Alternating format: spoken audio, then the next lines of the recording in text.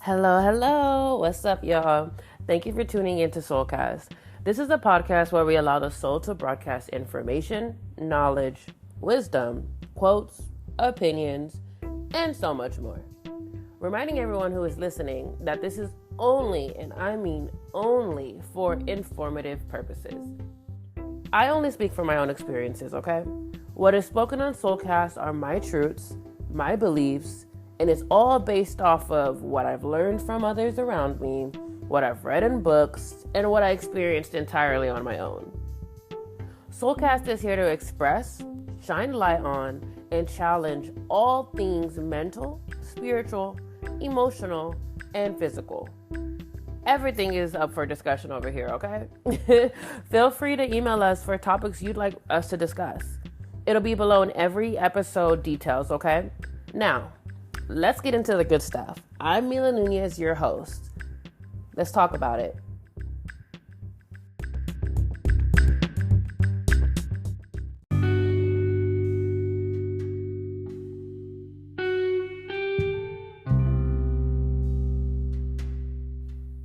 Hey y'all, quick disclaimer. I wanted to give you this trigger warning just in case someone does get triggered or feel emotionally, mentally, spiritually, physically uncomfortable. We will be discussing topics such as grief, loss, death, trauma, sexual assault, domestic violence, anything that can be very traumatic to someone's emotional, mental, or spiritual well-being. We just wanted to give you this quick little update just so that you can prepare yourself. Thank you for tuning in. Let's get into it.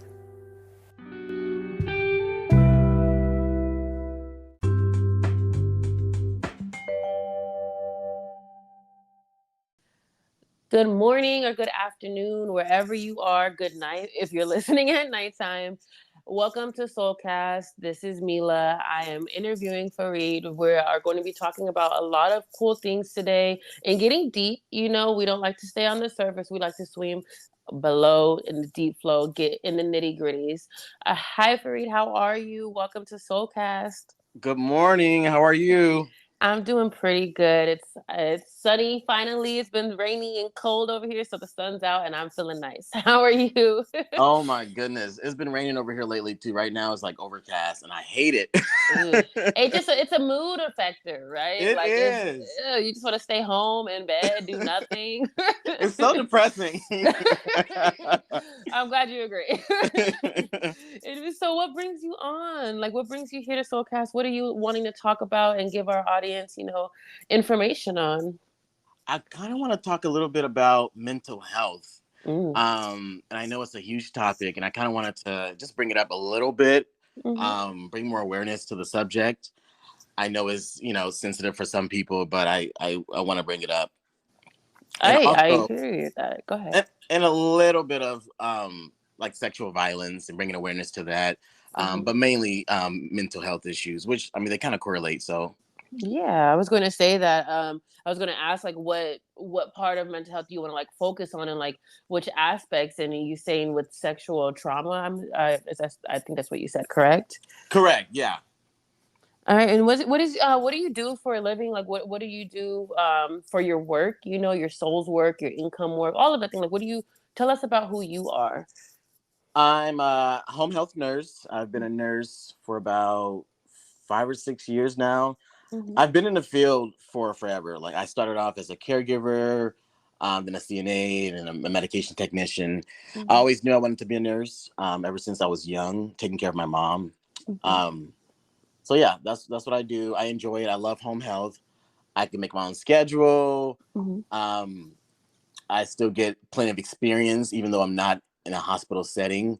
I Mm-hmm. love it. I have more freedom, to be honest.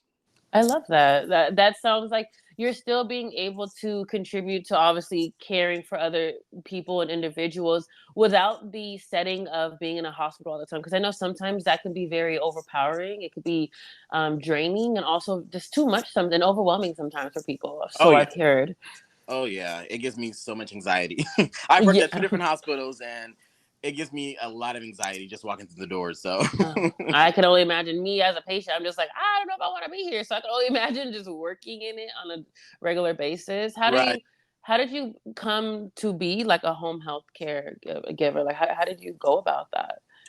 Well, I would say it started years ago, to be honest. Mm-hmm. I, I was taking care of my mom when I was younger. She was sick, and I would provide care. I mean, obviously, I wasn't a nurse then, but Mm-hmm. I did what I thought, was the right thing to do. Right. Um, and then as I got older, I started working or volunteering really at like assisted living facilities with the elderly and stuff like that. And I started taking care of my best friend at the time, her dad. Mm-hmm. And I think I was about 16, and I was taking care of him in his home. And he was in a wheelchair, and I just enjoyed it. I Mm-hmm. enjoy taking care of people in their home, in the comfort of their home. It wasn't in a cold facility like a hospital or a skilled Mm-hmm. nursing facility. They were at home. They were comfortable, and then it made me feel comfortable as well. So that's where it really started. And I just feel like I don't know. I love You it. must be a natural because let me tell you, I was a caregiver for I think 3 weeks.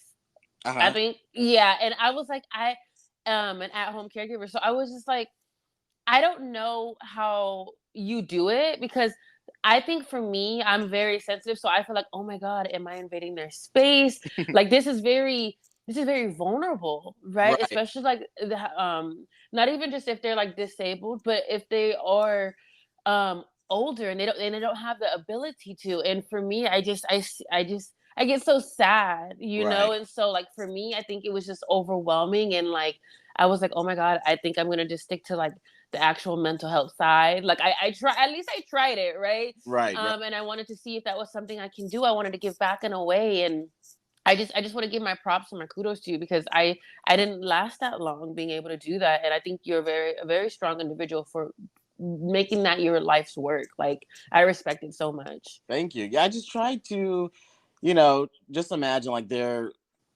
my grandparents, or Mhm. like a family member. Like, how would you treat a family member?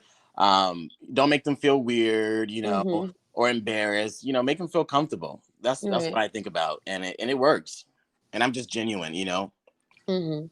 Do you have any advice for those who may be looking into going into a field that way or who like, who likes potentially doing that? Like, is there any like, advice you would give them to kind of get started or like any tips or pointers? I would say do it for the right reasons. First off, Mhm. always do it for the right reasons. If you're not really if you don't really have the heart for it, then you're gonna be miserable. You have to Mhm. really want to do it, really want to take care of people, and be selfless. Take care of others, making sure Mhm. they're okay, putting them before you at all times. Like I said, you have to do it for the right reasons. If you don't, you're just gonna be miserable. But Right. find something that you like. Nursing field, like I'm a nurse, and there's so many different things you can do. You don't Mhm. necessarily have to do home health or hospitals. There's so much you can do. Just do your research, as far as the different um, categories or the different things you can do, and you'll you'll be fine. Don't take no for an answer. Mhm. Always look around, and like I said, just do your research. Perfect. Hopefully that answered Perfect. your question. I feel like I kind of No, found it. it definitely did. Like sometimes we need to let people know, like, hey, make sure you're doing it for the right reasons. Because Right, right. a lot of the times if your intentions aren't pure and dedicated to what you're doing for work and stuff, then you're not gonna last long. And then Right. that's just anywhere, right? So like I think that's really good pointers. I think that's really good advice. So I appreciate that. Thank you. Let's go on and talk about mental health. Like how are you feeling like you're contributing to mental health in today's society? What is your contributions towards it? I will say, I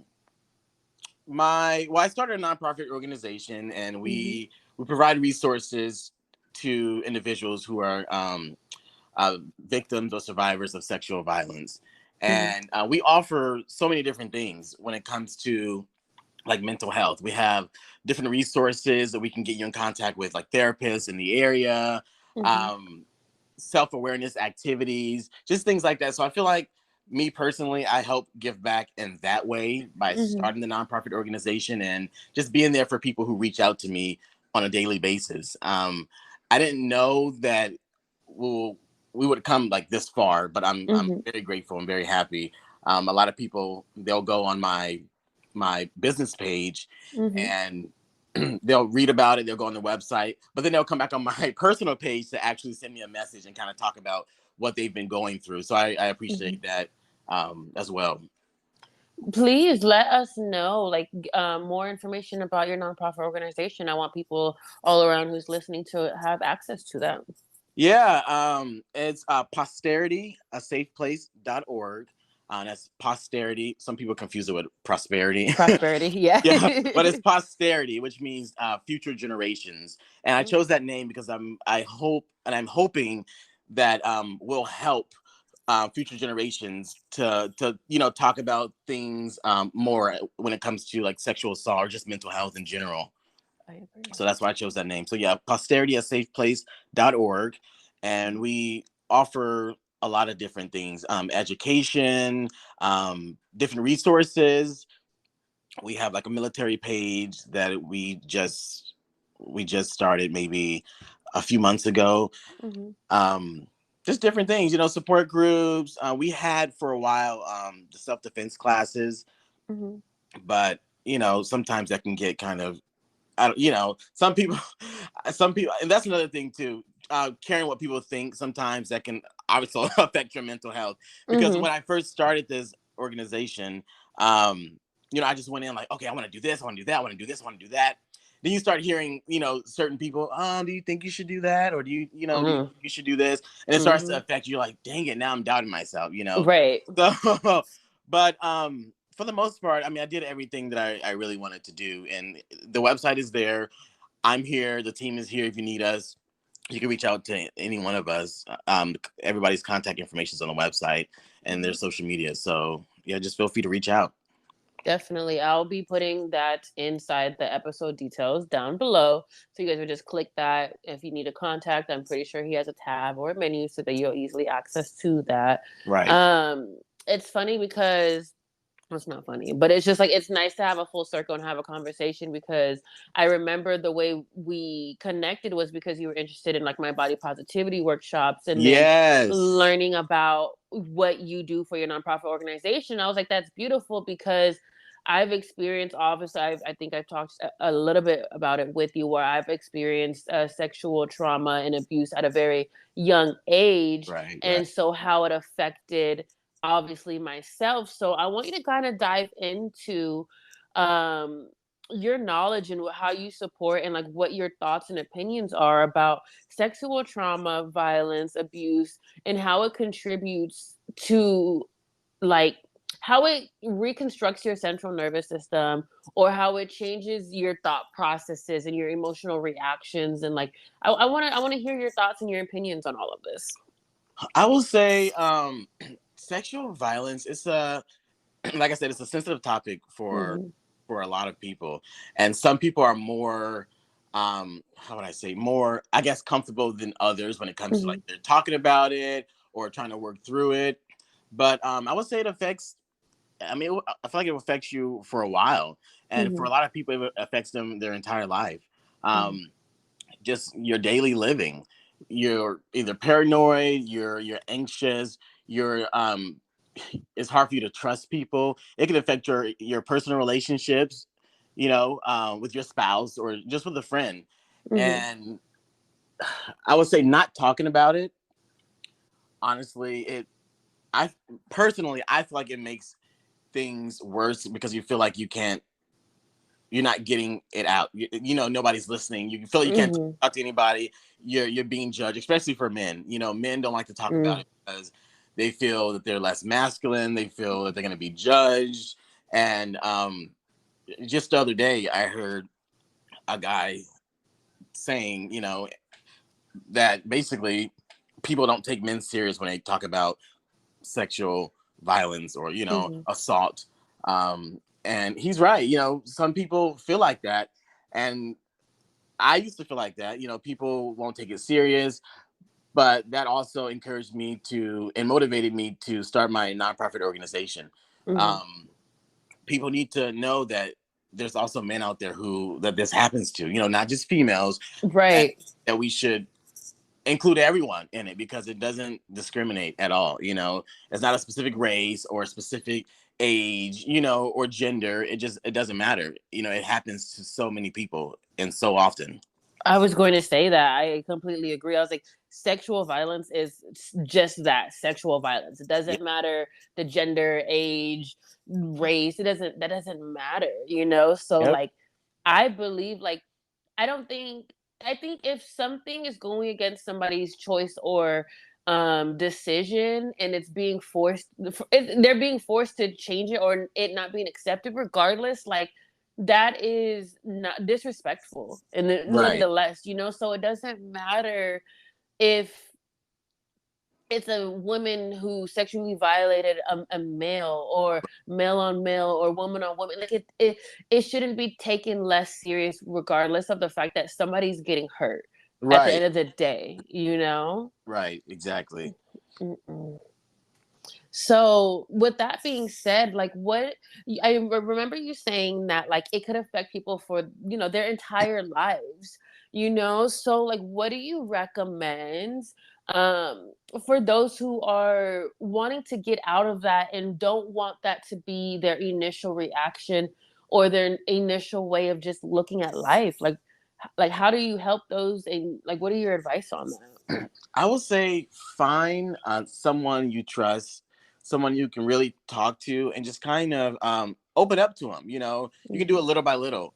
Kind of bringing up the subject just to get a feel for how they even feel about the subject. You don't have to go all in with your business. Just kind of Mm-hmm. bring it up. Bring up the subject, or come up with like a scenario. Hey, I had a friend who mentioned this. How do you feel about that? Just to get their response. Mm-hmm. And depending on their response, you'll know whether or not you can trust them or not, or be close to them or confide in them. Mm-hmm. I would say talk about it. Mm-hmm. Bring it up. Write about it. Writing about it makes it easier to talk about it. Mm-hmm. My personal experiences, um, talking about it helps. And once you talk about it, you'll realize, oh wow, there's so many more people than I thought that Mhm. also are going through this. It'll be people you least expect. Mm. You're having a conversation, or you're not even talking about the subject, but you can be talking about something completely different. Sorry if I'm screaming.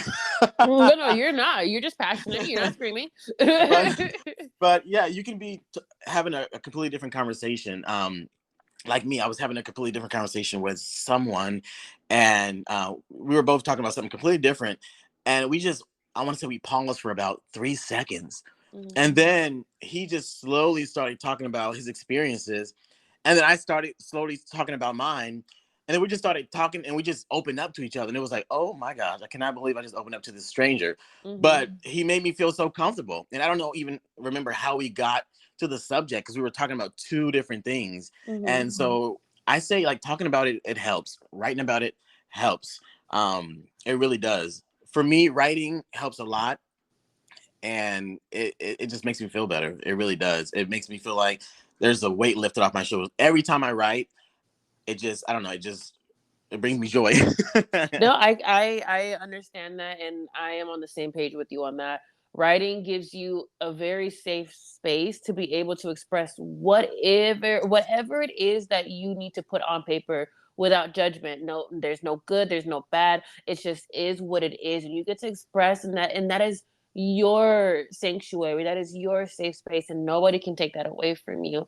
I Exactly. did want to add on to what you were saying about how, like, talking about it really does help. And my only thing that I want to advise other people, just from my experience, is that understand, depending on your level of like trauma or Mhm. sexual abuse, understanding how deep it is for you, and also understanding how vulnerable that you will feel and be when you're talking to certain people. And it's important to gauge the people before you fall deep. Like, there are people who will, there are people, I am people. I am somebody who will put my whole lifeline on the table and be like, oh, wait, like, Right. Right. that is very vulnerable. Like, now I Mm-hmm. feel exposed, so just, I want people to keep that in mind, making sure it's the right people, making sure that you are trustworthy of these people, and then Mm-hmm. also recognizing that, like, hey, I'm talking about this, but I am not that person anymore, and this is,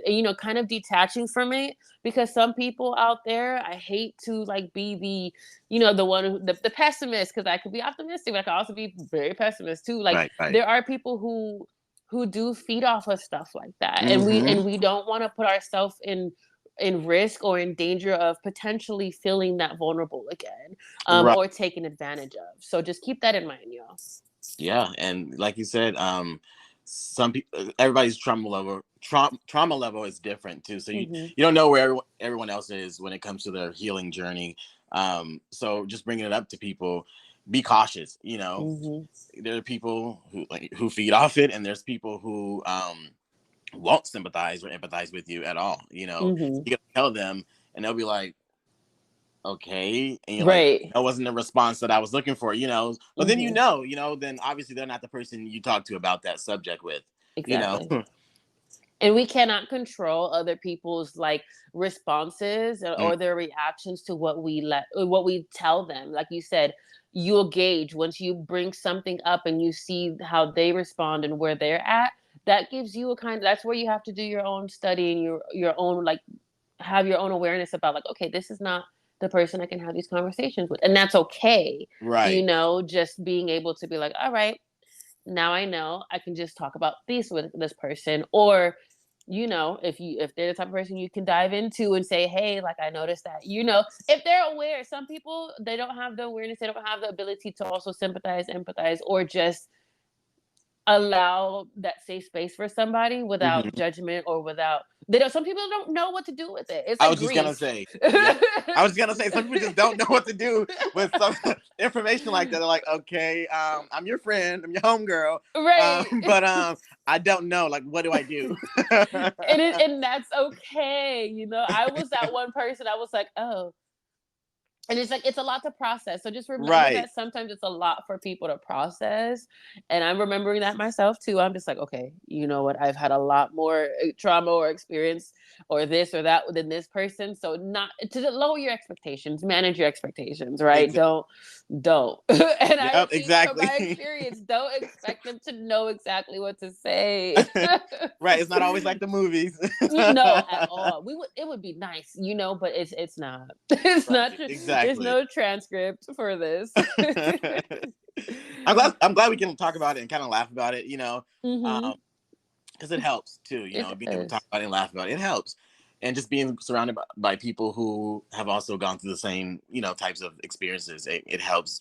You feel like a little family. Yeah, it's like a tribe. You're able to connect and support one another and validate each other's experience, whether if it was a different depth, different level. It like that, having that support and that certain understanding is always giving you that sense of safety, Yeah. right? Because we're so triggered at times and so anxious at times to where, like, we don't feel safe, and then now we're in survival mode, fight or flight responses. And so having those people that you can go to, whether it's a support group, whether it's family, whether it's friends or your significant other, a dog, maybe, like Yep. any, Exactly. find a notebook, like, we can find them in any little ways. Exactly. And what I like to do is, like, when I write, I don't just like type. I also Hmm. do like to talk to text on my phone, Hmm. like on my notes section.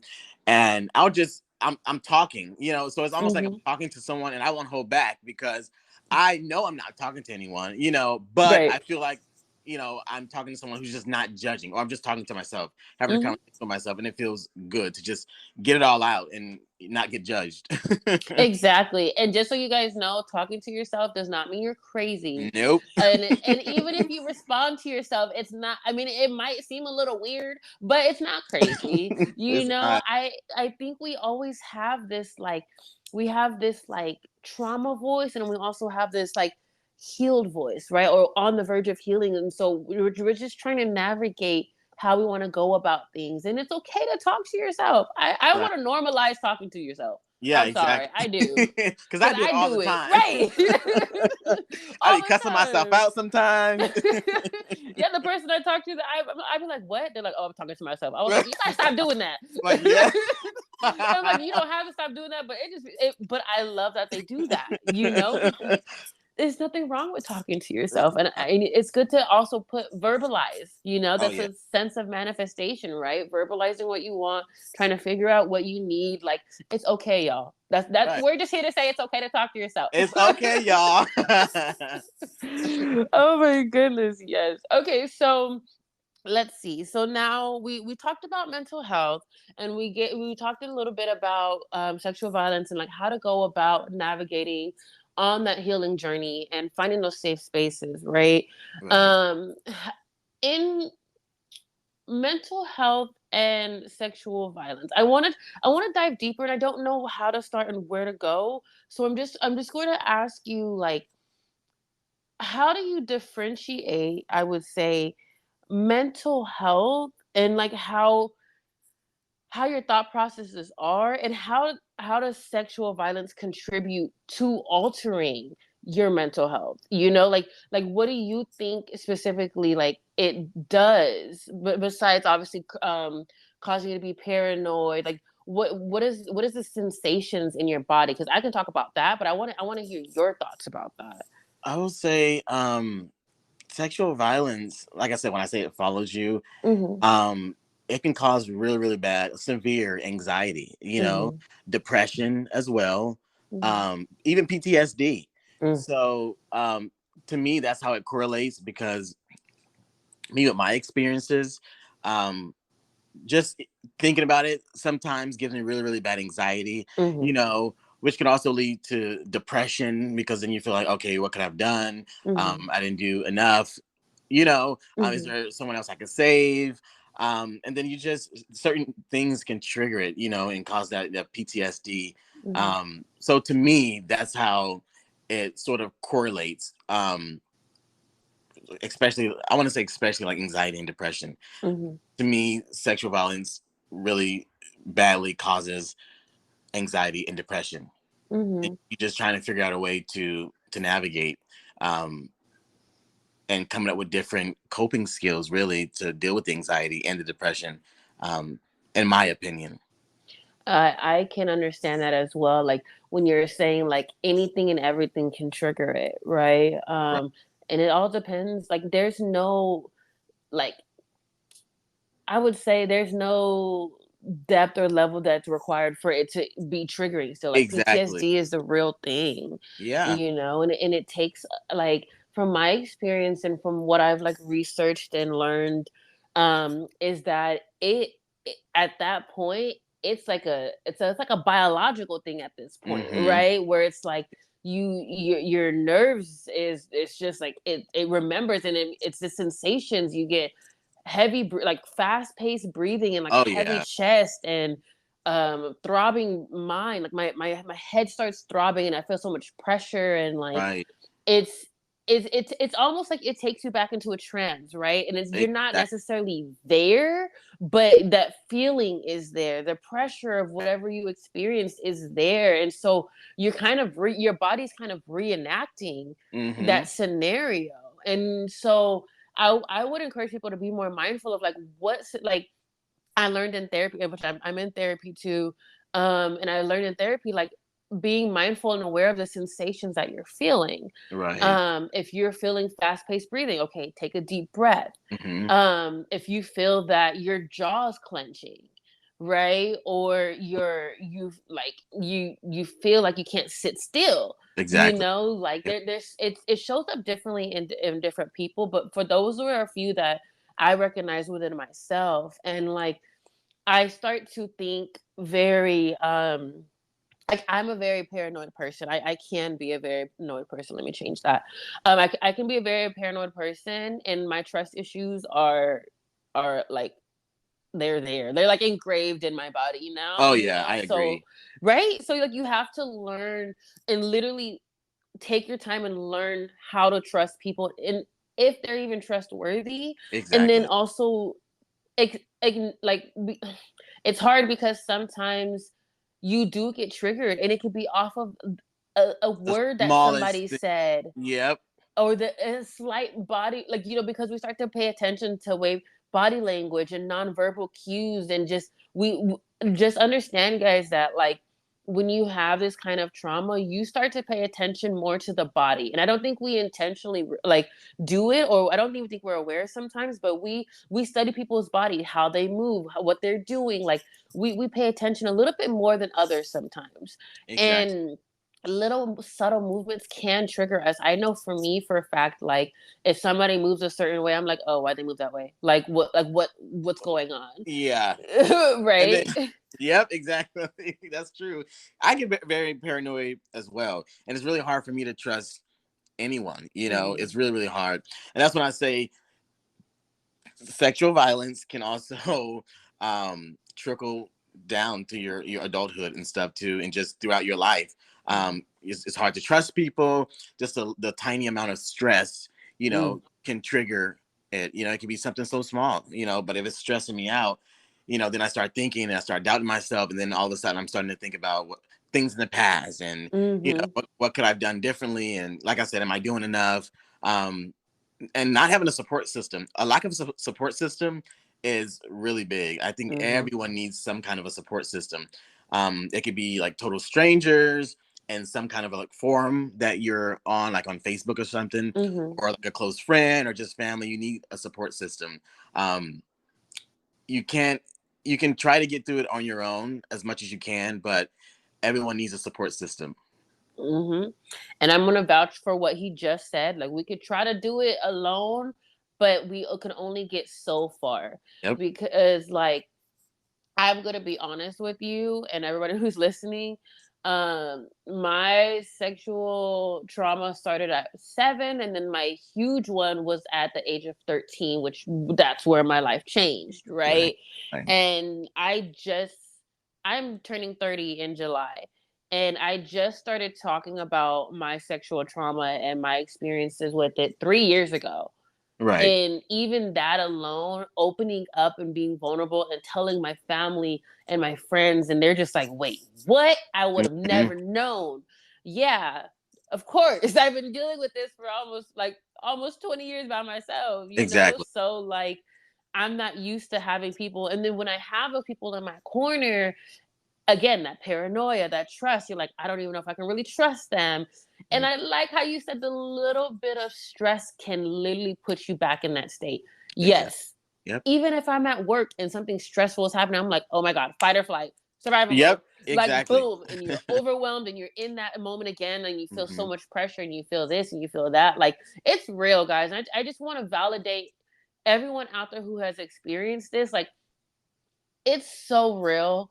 And and if it's happening to you, you are validated. Like what you're feeling and your experiences is real, but it doesn't have to last forever. We have Right. to find ways to get out of it, because there's a lot of people who won't understand, but there's a lot more people who do understand. Yep. So you're not alone in knowing that it doesn't have to be like this for the rest of your life. But it's real. It is very, very real, and what you're experiencing, what you're going through is real, And you are not alone. and you are not alone at all. Whew. This makes me feel so good. I'm sorry, because it's like I've been Thank wanting you to for talk sharing about. that, by Of the way. course. Thank you for sharing that.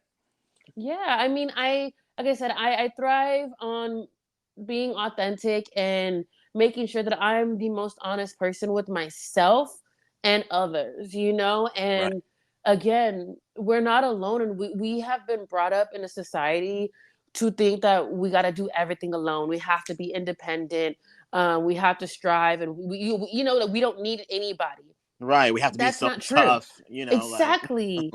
And they don't realize that vulnerability is strength, Hmm. and we're Yep. stronger in numbers. So we don't have to do this alone if we don't want to. You Let's sure just put it that way. You you know. have more supporters than you think. Mhm.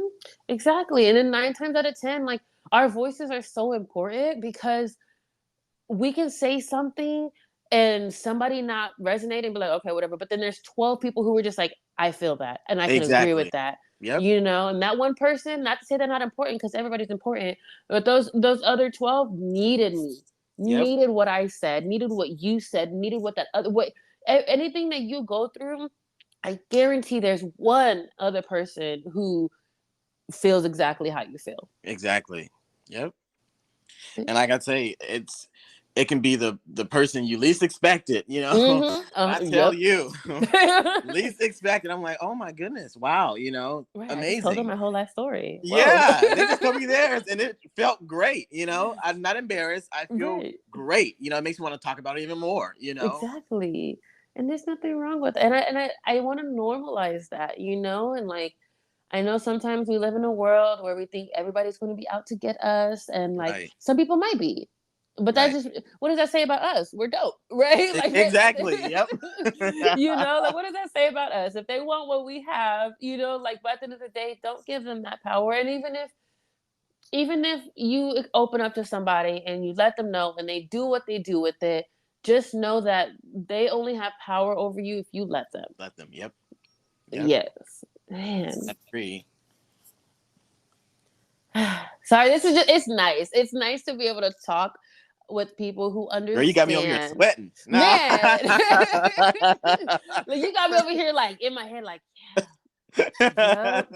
Just nodding over here. Good to know that you see me, because my head is bobbled like a bobblehead. I'm just Right. like, yep. I love this. I'm just chilling. Yeah, right. It's just a natural flow. I love Yeah. this. Is there any oh, first of all, your book. I didn't know. I want to talk about this. Tell us about your book. What? Yes. What's crazy is I actually started writing the book years ago, Mm-hmm. and it actually and not a lot of people know this yet, but they will. But it actually started off as a memoir, Mm. and but I wanted to change up a few things, Mm-hmm. as far as characters and the setting and stuff like that, because, Mm-hmm. just I didn't want anybody trying to come for me or come for my bag. Right, right. But and I also wanted to not expose anyone, Right. Want to So protect people. Mm-hmm. yeah. So I started writing the book years ago, and then I would start and then I would stop because I would get discouraged. I'm like, oh, I'm telling too much of my business. I'm telling too much of the family business, you Mm-hmm. know. And when it comes to certain families, it's like whatever happens in this house stays in this house. Mm-hmm. So, and I think a lot of people can relate to that. Mm-hmm. But so I started it years ago, and like I said, I would stop, I would start again, and I would stop. But this time I'm like, you know what? I'm just gonna finish it through, and I'm just gonna write, write, write, write, write, and I would just write, write, almost like I was journaling, and Mm-hmm. then I would turn that journaling into what do you call it? Like a conversation. Mm-hmm. Journal into like a conversation, and then I was like, okay, how can I make this into a book people can actually read and it not like sound like just a journal. Mm-hmm. So I eventually finished it. I finished it this year actually. It's called Invisible Wounds, Mm-hmm. and it's about a kid who grew up in Virginia, Mm-hmm. and he was a normal kid, had a normal life for a while until his mom became ill, and her health started to decline. Mm-hmm. So of course he took care of her as much as he could until like I said, her health declined too much, so he had to move in with his dad. Well, him and his siblings had to move in with his dad, Mm-hmm. and things just went downhill from there. It Mm-hmm. was a lot of abuse and trying to get out. Mm-hmm. And just feeling like you can't. Like you can get out of the house, but you really can't escape like the situation. You Mm. know, so And it's. I'm happy that I finished it. I am kind of nervous about releasing it, it's a big but step. That's it is. why. Yeah. And I want to say I'm so proud of you, and Thank congratulations for you. finishing and following through with it. Thank you. I appreciate that. Yes, it keeps popping up in my mind for years now. Like, you should write a book, and I'm like, You you know, should go ahead, girl. Do look, it. but like, I hear, like you saying, like, you're starting, you're stopping. Am I doing too much? Am I Right. exposing? I have a mother who's like, well, not everybody needs to know your business, and I was like, that's why I said, I was like, when you said that, I was like, yep, I already know. Like, Uh-huh. do I got to put any of this out there? But I think that is just so big, and I I love that you're doing it, and I'm going to purchase one because I want to read it because I'm Thank you. super excited. Is it already launched and for sale already, or when does it come out if it's not? It's not. It'll be coming out in April, and I plan on doing Ooh. like a launch party at the end of April. Hopefully on my Ooh. mom's birthday, April 27th. Oh. That's the goal.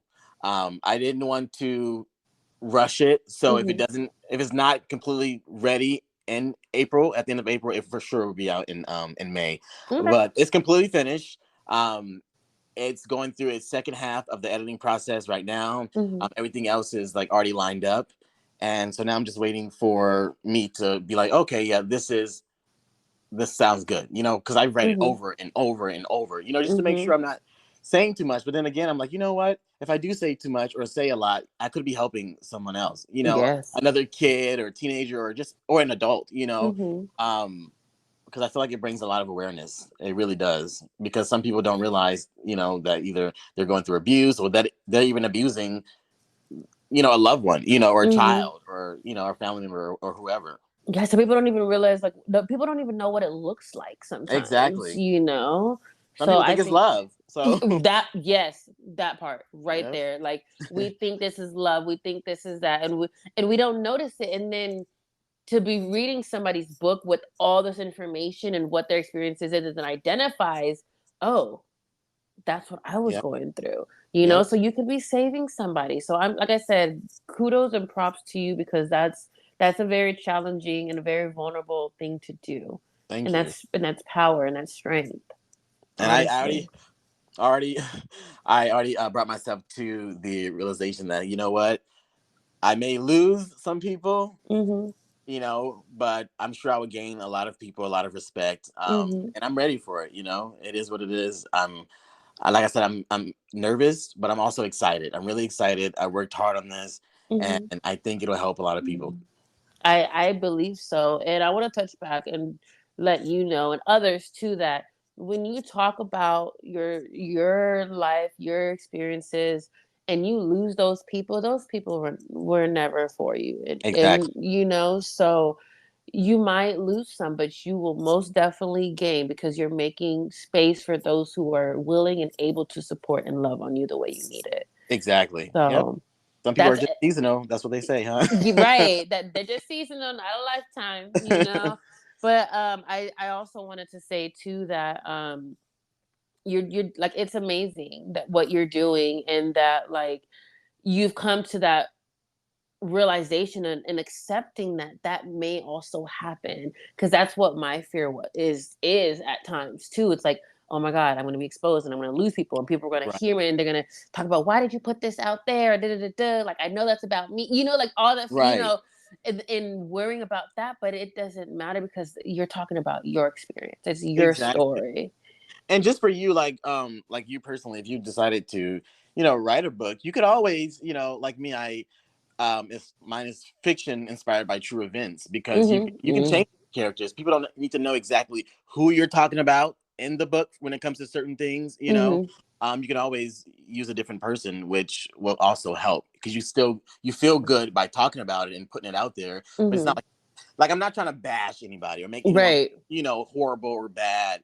Um, because everyone goes through things, and but yeah. No, yeah, I appreciate you saying that, because that is very helpful, because that was one of my biggest fears too. So, Right. like, I love that. Is there anything else that you would like to, like, let our audience know? Any pointers, advice, words of encouragement, wisdom, all the things? I would just say, love yourself, take care of yourself, Mm, put yourself first. mhm, And I know when I say, if you want to become a nurse, make sure you're putting your patients first. But I just mean when it comes to, like, obviously, like, the field.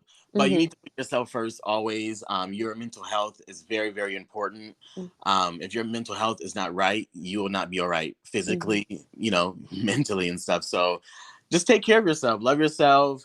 Um, if your friend or anyone is coming to you with any kind of issue, try to just listen. Try not to be so judgmental. mhm, Just listen, because you could be saving them from doing something crazy. mm, Um, I've experienced that. I've a few times.